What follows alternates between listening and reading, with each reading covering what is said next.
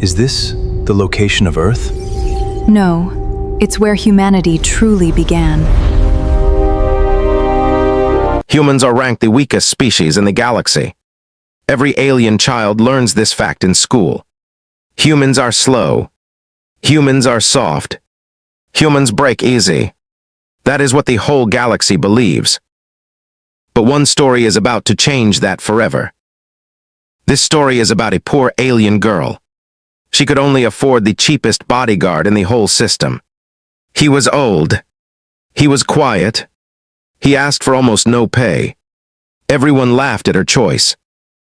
But the truth behind this will shock you. Because that cheap, old man was not what he looked like. He was once the most feared warrior in the entire galaxy. Fleets ran from his name. Kings begged for his mercy. And then, one day, he simply vanished. Today, you will learn 3 things nobody expects. First, why a legendary warrior chose to work for almost no pay. Second, what really happened the night his identity was exposed. Third, the real reason he was hiding from the whole galaxy in the first place. This is not just an action story. This is a story about pride, about silence, and about a man who let the whole world underestimate him on purpose. Across the USA and the UK, millions of fans have watched stories where humans start out weak and end up changing everything. This story takes that idea and pushes it further than you have seen before. Because this time, the hero is not trying to prove anything. He is trying to hide. And that choice alone might be the most powerful decision in the entire story. If you love stories where humans are never what they seem, you are going to love this one. Let me show you exactly how this happened. Her name was Lyra Vantis. She was young. She was smart. But she was not rich. Lyra came from a small trading family on the edge of the Kestrian system. Her family once had money. Her family once had power. But a rival house had taken almost everything from them. Ships, land, contracts, all gone. Now Lyra was alone. Her parents were dead. Her family name was almost forgotten. She had one small trading ship and a handful of unpaid debts. And she had enemies. Powerful enemies. People who wanted the last piece of her family's land. Lyra knew she needed protection. Everyone in her position hired Bodyguard. Rich families hired the best fighters in the galaxy. Elite soldiers. Cyborg mercenaries. Trained killers with perfect records. But Lyra could not afford any of that. She had 1,000 credits. That was it. 1,000 credits would not even pay for a single day of a top bodyguard's time. So Lyra did something most people would never do. She opened the public registry. This was where the poorest, the oldest, and the most desperate workers listed themselves. Nobody good ever came from this list. Everyone knew that. She scrolled through page after page. Broken machines. Retired droids. Alien soldiers too old to fight. And then, near the very bottom, she saw a name. Marcus Cade. Human. Age unknown. Price, 200 credits a week. 200 credits. That was almost nothing. Lyra almost laughed. A human bodyguard, cheap and old, sounded like a joke. Humans were known across the galaxy as the weakest race. Soft skinches, slow reflexes, no natural weapons. Many aliens did not even consider humans a threat at all. But Lyra had no other choice. She sent the message. The reply came fast. Just one line. I can start today. That afternoon, Marcus Cade arrived at her small ship. He was tall, but he did not stand out. His hair was gray at the sides. His clothes were plain and worn, like he had owned them for years. He carried no weapon that anyone could see. No armor. No badge. Nothing. Lyra looked him over and felt a small drop of disappointment in her stomach. She had hoped, somehow, that he would look stronger than this. "You're the bodyguard?" she asked. "That's right," Marcus said. His voice was calm. Very calm. Almost too calm for someone about to protect a target with dangerous enemies. Lyra's assistant, a small floating drone named Pip, scanned him quietly. The scan came back with almost no data. No military record. No combat history. Just an old identity number that seemed to go back decades, with nothing attached to it. "There's nothing here," Pip said quietly to Lyra. "It's like his file was wiped clean." Lyra frowned but said nothing. She needed protection now, not answers. She led Marcus onto her ship and showed him the small room where he would stay. He nodded, said little, and unpacked a single bag. Before Marcus arrived, Lyra had interviewed 2 other applicants from the registry. The first was a retired mining droid with rusted joints that squeaked with every step. The second was an aging Vorlek soldier, 3 arms in all, who fell asleep twice during the short conversation. Neither felt right. Neither felt safe. By the time she reached Marcus's listing, she had almost given up hope of finding anyone useful at all. That night, Lyra could not sleep. She kept thinking about her choice.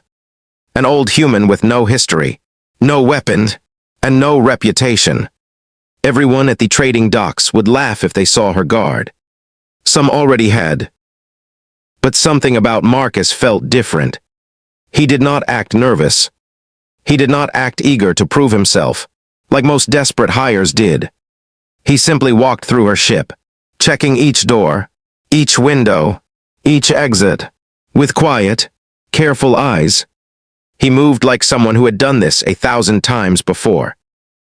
Lyra told herself it was nothing. Just an old habit. Just a man trying to look useful for his 200 credits. She had no idea how wrong she was. Outside, far beyond the trading docks, a different kind of meeting was happening. 2 enforcers from House Dravith, the rival family that had taken everything from Lyra's parents, sat in a dark room reviewing reports.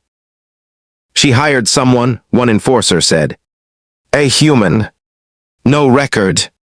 No threat." The other enforcer laughed. "A human bodyguard. That's almost funny. Send a team tomorrow night. Take the last shipment. She won't be a problem for long." Neither of them knew what was actually sitting quietly aboard that small trading ship. Neither of them knew the truth about Marcus Cade. Back on the ship, Lyra tried to focus on her work. She had contracts to review and a shipment to prepare. But her mind kept drifting back to the strange old man, now living in the small room down the hall. She told herself it did not matter. A bodyguard was a bodyguard. As long as he stood by the door and looked serious, that would be enough to scare off small-time thieves. She had no idea that small-time thieves was about to become the least of her problems. Pip, ever curious, kept trying to dig up more information about Marcus. Every search came back empty. No family listed. No home planet on record. No old employer willing to confirm anything. It was as if Marcus Cade had appeared out of nowhere, fully grown, with nothing behind him but silence. "It's strange," Pip said that night, hovering near Lyra's bed. "Most people have something. A school record. A birth certificate. Even criminals leave a trace. He has nothing." "Maybe he just lived a quiet life," Lyra said, though she did not fully believe her own words. "Maybe," Pip said. But the little drone's lights flickered uncertainly, the closest thing it had to a worried expression. Lyra finally drifted off to sleep, unaware that 2 floors below her, Marcus sat alone in the dark, staring at his own hands. Hands that had once ended battles that decided the fate of entire star systems. Hands he had hoped never to use that way again. He whispered something to himself, so quiet that not even Pip's sensors picked it up. "Just a little longer," he said. "Just enough to keep her safe." Outside, The galaxy kept turning, unaware that an old, forgotten legend had just quietly stepped back into the fight. The next few days were quiet.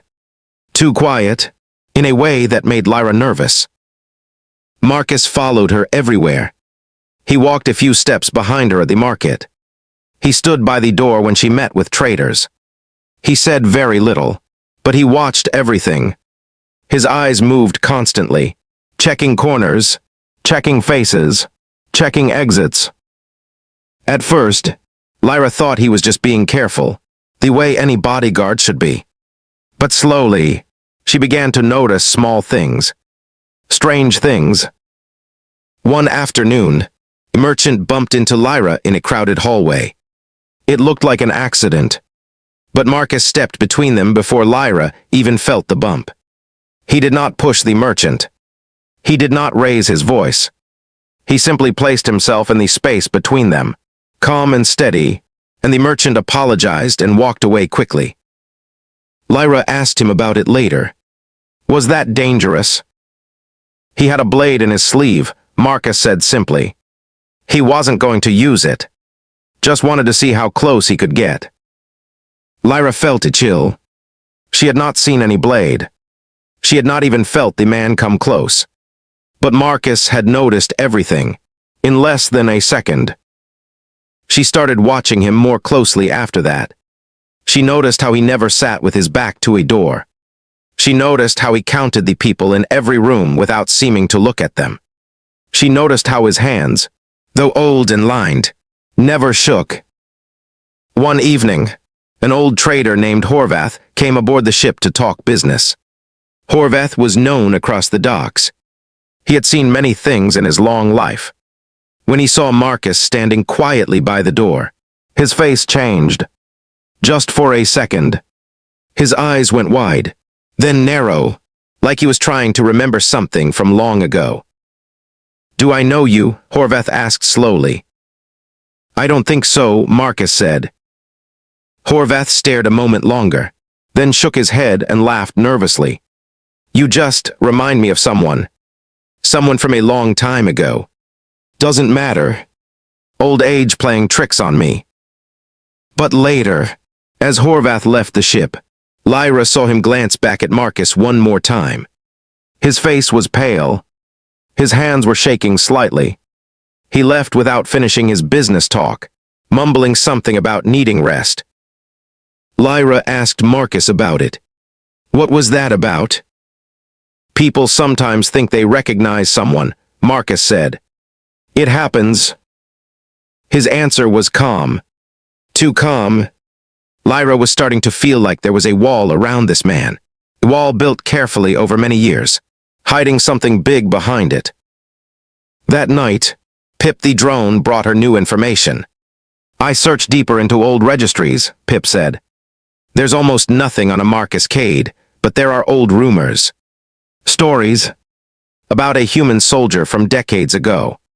No pictures, no proof, just a name whispered in old war records." "What name?" Lyra asked. Pip hesitated. "They called him the Quiet Storm." Lyra had never heard the name before, but something about it made her skin go cold. The next night, the real danger arrived. It happened fast. 3 armed men broke into the docking bay where Lyra's ship was parked. They wore no house colors, but Lyra recognized the weapons. House Draveth weapons. They had come for the last shipment, exactly as the enforcers had planned. Lyra grabbed Pip and backed toward the cargo room, her heart pounding. She expected chaos. She expected screaming, running, maybe even losing everything she had left. Instead, she saw Marcus already standing at the top of the ramp, blocking the entrance, calm as ever. "Stay behind me," he said quietly. The 3 armed men laughed when they saw him. An old human, standing alone, no weapon in sight. "Move aside, old man," one of them said. "This doesn't concern you." Marcus did not move. The first attacker raised his weapon. And that is when everything Lyra thought she knew about her cheap bodyguard changed forever. Before that night, Lyra had spent every evening double-checking her locks, jumping at every strange noise on the docking ring. She had grown used to sleeping with one eye open, the way most people did when their family had powerful enemies. She assumed that habit would never change, no matter who guarded her door. But something in her shifted after Horvath's strange reaction. She began paying closer attention to small details she had ignored before. The way Marcus always positioned himself between her and the nearest window. The way he seemed to know, without looking, exactly how many steps it took to reach any exit in a room. The way merchants who normally pushed and shouted in crowded halls seemed to instinctively step aside when he walked past, even though none of them could explain why. She even noticed the way he ate.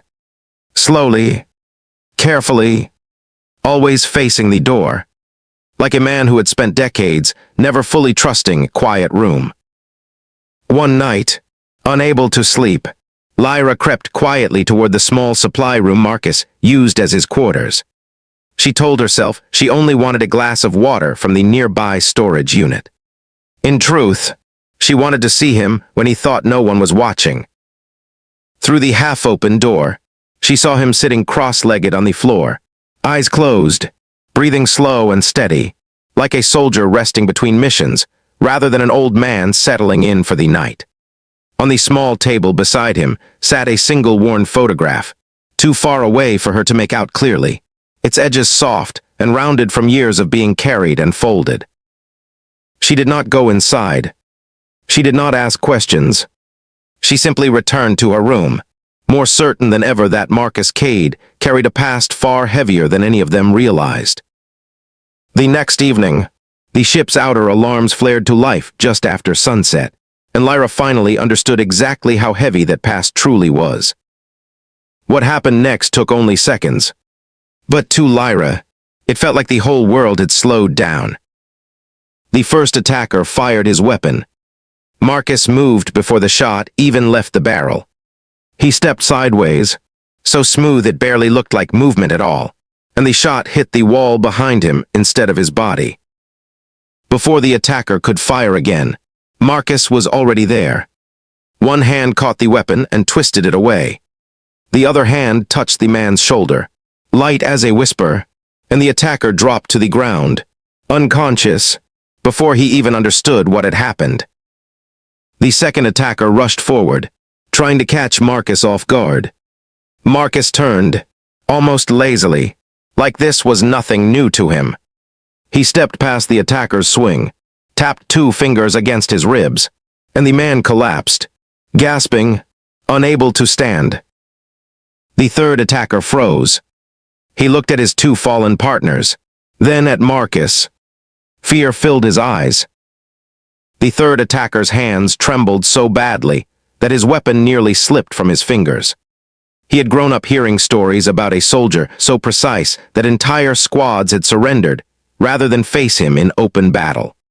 He had always assumed those stories were exaggerated, the kind of thing older soldiers told to frighten new recruits. Standing here now, watching 2 trained men crumble in seconds, he was no longer sure the stories had been exaggerated at all. Who are you?" the man whispered. Marcus said nothing. He simply stepped forward, and the third attacker dropped his weapon and ran, disappearing into the dark corridors of the docking bay as fast as his legs could carry him. The entire fight had lasted less than 10 seconds. Lyra stood frozen, Pip hovering silently beside her. She stared at Marcus, who was already checking the 2 unconscious attackers, calm as if nothing unusual had happened at all. You're not just a bodyguard," Lyra said quietly. Marcus looked up at her. For the first time, something in his eyes looked tired. Tired in a way that had nothing to do with his age. "I used to be someone else," he said. "A long time ago." He would not say more that night. He helped Lyra secure the ship, reported the attack to the local docks authority using a fake, simple story, and told her to get some rest. But Lyra could not stop thinking about what she had seen. The way he moved. The precision. The complete lack of fear. It was not the fighting of a normal soldier. It was something far beyond that. The next day, word began to spread through the trading docks. Someone had seen the attack from a distance.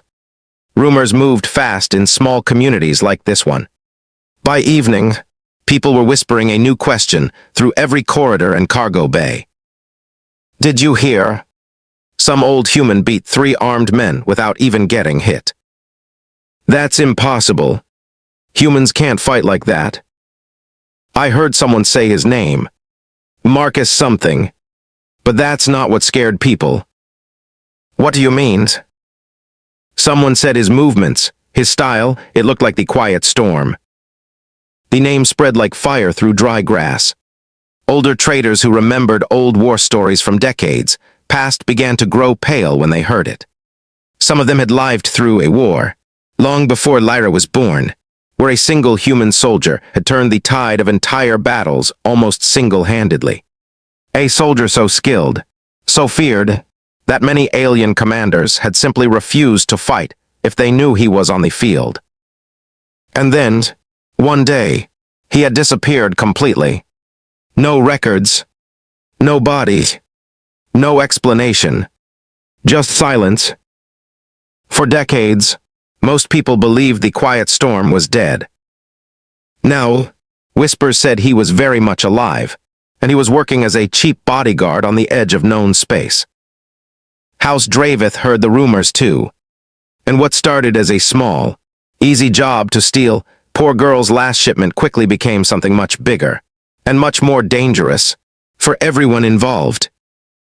At the trading docks, Lyra tried to keep life as normal as possible, even as strangers began to glance her way more often than before. Merchants who once ignored her now nodded politely when she passed.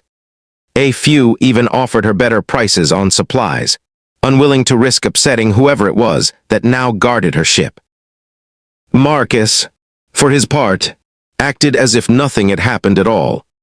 He kept the same quiet routine, checking doors, watching corners, saying little unless it mattered. But Lyra noticed small changes too. He no longer looked surprised when people stared at him a moment too long. He no longer bothered correcting anyone who whispered the old name behind his back.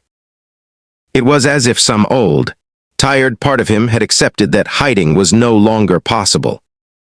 You could leave, Lyra told him one evening, feeling guilty for the danger her hiring had brought back into his life. Now that people know who you might be, staying here puts you at risk again. Marcus shook his head slowly. I made a promise when I took this job, he said. I don't break promises just because they become difficult. Lyra did not know what to say to that. She simply nodded, grateful in a way words could not fully capture, and let the silence between them settle into something warmer than before. But peace on the trading docks rarely lasted long, and neither of them knew that House Dravith's leadership was already deciding exactly how to respond to the rumors spreading through their ranks. House Dravith's leaders did not believe the rumors at first. A legendary soldier, working for 200 credits a week. It sounded like a joke. But their enforcer, the same man who had planned the failed attack, insisted it was true. He described the fight in detail. The impossible speed. The complete calm. The way 3 trained men had fallen without landing a single hit. The head of House Dravith, a cold and calculating alien named Renmer Dravith, called for a private meeting. He wanted answers. Find out who he really is, Renmer ordered. If this human truly is the quiet storm, I want to know why he is hiding, and I want to know his weakness. Every soldier has one. While House Dravith searched for answers, Lyra was searching for her own. She sat with Marcus one quiet evening, the stars slipping slowly past the small window of her ship. She did not ask him to fight. She did not ask him to prove anything. She simply asked him to talk. Please, she said. I deserve to know who is protecting me. Marcus was silent for a long moment. Then, finally, he began to speak. He told her about a war, many decades ago, between several alien houses, fighting over control of a resource-rich system. Humans were new to galactic society back then, seen as weak, disposable soldiers, often sent to the front lines first because no one valued human lives very highly. Marcus had been one of those soldiers, young, angry, determined to prove that humans were not weak at all. He trained harder than anyone around him. He studied every alien fighting style he could find. He learned to read movement, timing, and weakness with frightening precision. Slowly, one battle at a time, he became something more than a soldier. He became a legend. They started calling him the Quiet Storm because he never shouted, never celebrated, never showed anger. He simply moved through battles calmly, efficiently, and devastatingly, like a storm that came and went without warning. But legends come with a price. The more battles he won, the more people began to fear him, not respect him. Alien commanders started targeting his loved ones instead of facing him directly. Marcus lost people close to him because of his own reputation. Friends, family, people who had nothing to do with the war, but were punished simply because of who he had become. After one final, devastating battle, Marcus made a choice. He faked his own death, erased his records, and disappeared completely. He wanted no more legends, no more fear, no more people hurt because of his name. He wandered quietly for decades, taking small, forgettable jobs, always making sure never to draw attention to himself again. Then why help me? Lyra asked softly. Why take this job, knowing it could expose you? Marcus looked at her for a long moment. Because you reminded me of someone, he said quietly. Someone I lost a long time ago. And because for the first time in years, someone needed real help, not a legend. Lyra did not know what to say. She simply nodded, understanding, for the first time, the weight this quiet old man had carried alone for so long. But their peaceful moment did not last. Lyra sat quietly for a long while after Marcus finished speaking, turning his story over in her mind. She thought about the photograph she had glimpsed in his room, the one with soft, rounded edges. She wondered if it showed the people he had lost, the friends and family who had paid the price for his fame. Do you regret it? She finally asked. Becoming who you became. Marcus considered the question carefully before answering. I regret the cost, he said. Not the choice. Every soldier who stood beside me believed we were protecting something worth protecting. I still believe that. I just wish the price had not fallen on people who never asked to pay it. Lyra reached out and gently placed her hand over his. It was a small gesture, but it seemed to mean something to him. For a long moment, neither of them spoke, the quiet hum of the ship's engines the only sound between them. Thank you for trusting me with this, Lyra said softly. Thank you for asking instead of assuming, Marcus replied. Most people only ever wanted the legend. Nobody asked about the man. That small, quiet exchange might have been the beginning of something Lyra had not expected to find on this journey. A real friendship, built not on fear or fame, but on honesty. The very next morning, House Draveth made their move, not with 3 careless enforcers this time, but with a full strike team, determined to either recruit the Quiet Storm by force, or eliminate him for good. The attack came just before dawn. Lyra woke to the sound of alarms blaring through her small ship. Pip's voice was sharp with fear. Multiple ships approaching. It's House Draveth. They're not hiding this time. Lyra rushed to the main deck and found Marcus already standing calmly by the entrance, watching the approaching ships through the viewport. His posture had changed slightly. Straighter, more alert, like an old soldier answering a call he had hoped never to hear again. Stay inside, Marcus said. No matter what happens. They'll kill you, Lyra said. fear cracking through her voice. Marcus turned to her, and for the first time, something like a small, tired smile crossed his face. They can try. The docking bay doors opened, and dozens of armed soldiers marched in, led by Renmer Draveth himself. Renmer stepped forward, studying Marcus carefully. "So the rumors are true," Renmer said. "The Quiet Storm, alive after all these years, working as a discount bodyguard. How the mighty have fallen." Marcus said nothing. "Join House Draveth," Renmer offered. "Fight for us, and you will have wealth, protection, anything you desire. Refuse, and we take this girl's last ship, and we take you down, once and for all." The soldiers raised their weapons. Marcus stepped forward, calm as ever. "I'm done fighting other people's wars," he said quietly. "But I will always protect the people who trust me." What followed became a story told for years afterward across the trading docks. Marcus moved through dozens of armed soldiers, like water flowing around stones. Every strike he made was precise, controlled, never more forceful than needed. He did not kill. He did not need to. One by one, soldiers fell, disarmed, unconscious, or too injured to continue, while Marcus himself remained almost untouched. Renmer watched in growing horror as his entire strike team crumbled in minutes. Finally, only Renmer himself remained standing, weapon shaking slightly in his hands. "This isn't possible," Renmer whispered. "You underestimated someone because of where he came from," Marcus said calmly, stepping closer.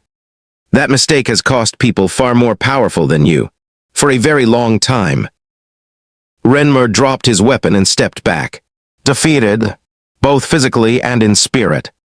Local authorities, alerted by the noise, arrived shortly after to arrest Renmer and his remaining soldiers for the attack, finally giving Lyra real, lasting protection from House Draveth's threats. When it was over, Lyra found Marcus standing quietly on the ramp, watching the sunrise break over the docking bay.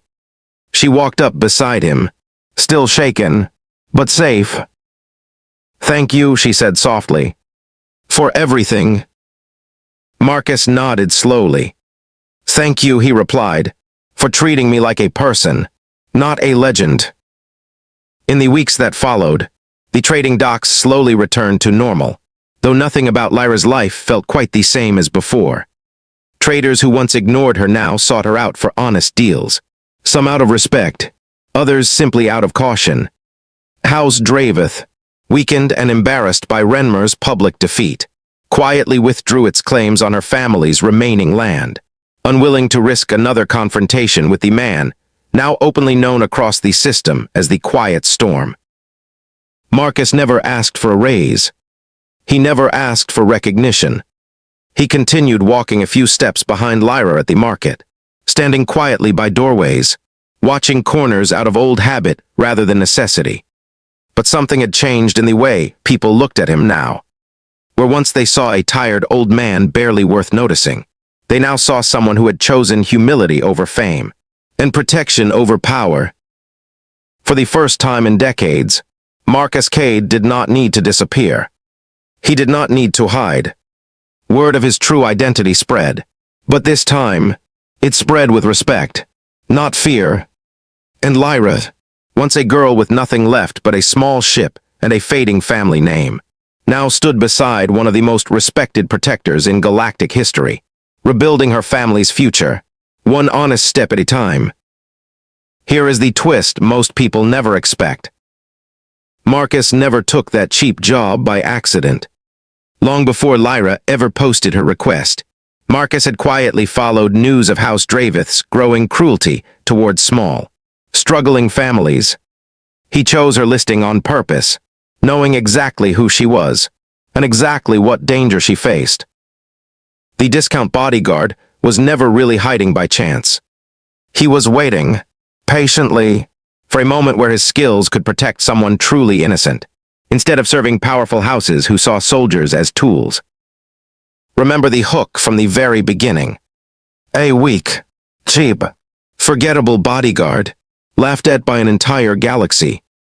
That image was never the truth. It was simply what fear and pride allowed people to believe, until reality proved them wrong. This is what makes HFY stories so powerful. Humanity is never truly weak. It is simply, often, deeply underestimated. And sometimes, the people who understand that best are not the ones shouting the loudest about their strength. They are the ones quietly choosing when, and for whom, that strength should ever be used again. Marcus never set out to become a legend twice. He simply wanted one honest reason to stand between danger and someone who deserved protection.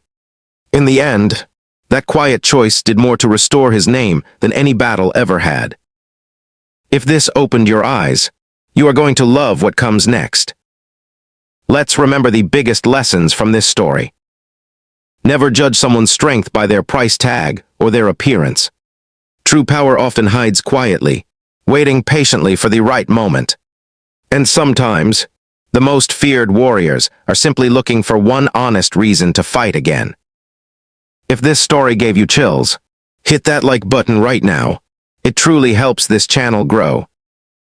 If you are new here, subscribe and turn on notifications, because we bring you brand new HFY Sci-Fi story just like this one every single week. For an even deeper dive into legendary human warriors hiding in plain sight across the galaxy, check out our related video linked right here on screen. You will not want to miss it. Now I want to hear from you. If you were in Lyra's position, with almost no money left, would you have taken the risk on the cheapest bodyguard available? Let me know in the comments below. I read every single one. Thank you for watching until the very end. Stay curious, stay kind, and I will see you in the next story.